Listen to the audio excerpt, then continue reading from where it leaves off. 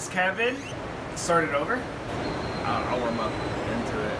Do these towels come out? No? We're good? You want to know the vision? Well, my name is Kevin. I was born in California, but my parents were born here. Here is La Saladita, Guerrero. I grew up coming here as a child and teenage years. It was a different place, and there was something very special about the way people went about their day-to-day lives.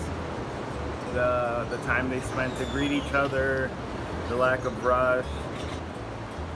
And I remember really feeling like I was in a different part of the planet. And maybe part of that was the stories I'd heard of growing up, the stories my mom had told as far as like the lifestyle that they had, her childhood. It sounded like they were working all the time, but when they described it, it never sounded like work. It sounded like they were just living. And I think when she was telling us, maybe she was saying like the struggle, and I look back and she was trying to tell us how good we had it, but for me, I saw like this freedom in it. So when I come here, I came to Mexico, I moved, I got rid of everything, and I got out here and I didn't know how I was gonna help. Once I saw that space, I knew that place could be a place where they'd have a community center, a place where opportunities, education, activities will ultimately benefit the well-being of this area more than anything else. So the vision is to start a community center in La Saladita, Guerrero. This would be a place for the community to come together and engage in music, dance, cooking, sports, health. The goal is to generate an atmosphere where we can uplift one another, recognize our talents, and most importantly, protect the land that allows those things to occur. Another important part of Cultura Saladita is to create a space where the locals and tourists can connect and share cultures. If tourists are exposed to the realities of the communities that surround their vacation sites and are offered a deeper connection to the places they are visiting, it may cause a shift in thought about the way they interact with the land and the people who live there. So there's so many efforts that are being made to push this in like a progressive kind of direction, and there's this bit of competitiveness, and I don't think a town like this needs it. A town that has so many resources, I don't think it needs that kind of competitiveness or separation. I think for me, the fact that people from Australia, France, whatever, you know, like all parts of the world know this place and love it still is huge. And if we could show that part of that reason is the unity that still kind of exists, then maybe they'd be quicker to be conscious of like the changes that could come from so many houses being built.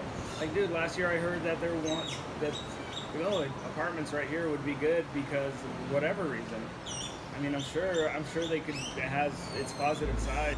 But who's asking the guy that rides his bike to work every morning to clean coconut fields, you know? No one's asking these guys.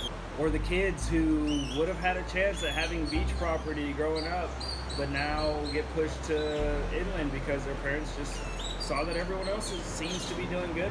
But I mean, ideally, the people that come here, that they're looking up to and they think, man, they got money. What are they doing? They're renting out their homes in different places. They're working real estate. They're working land. And they don't see that they are these rich people, you know? They own this whole beach.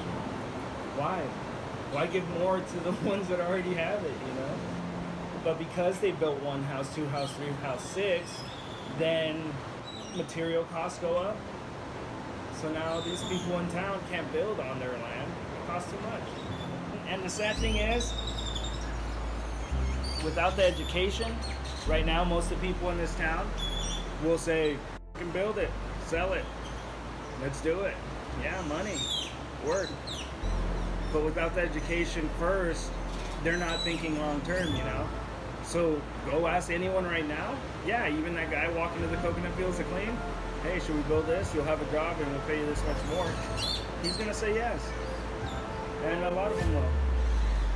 That's why that space was so special, because it was literally a speed bump. Like, slow down, dude, before you get to your destination, you're crossing these people, you know? And it may sound negative, my feeling towards them, but it's not. It's just, I see a solution also. Like, even my vision itself hasn't only come from oh, a self-righteous, I only want to help you. It's come from the good people that come to visit here, that are doing great things, that start projects throughout the world, that do whatever. So it's not like it's against them. It's like they are part of the reason that they show you that you can live a happy life.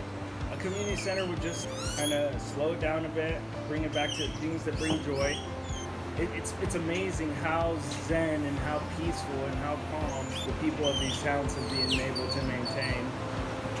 They have a natural, like, kind of peace about them with their daily work, and we don't want to lose that. And I think that by having a center, a community center, it will allow the momentum to keep. Because if you miss it one week, you can go the next week, and it's a constant.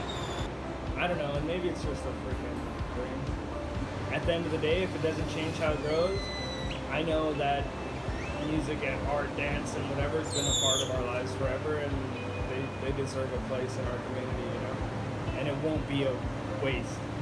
Like, it's a win kind of investment, and it's a win kind of, yeah, no matter what.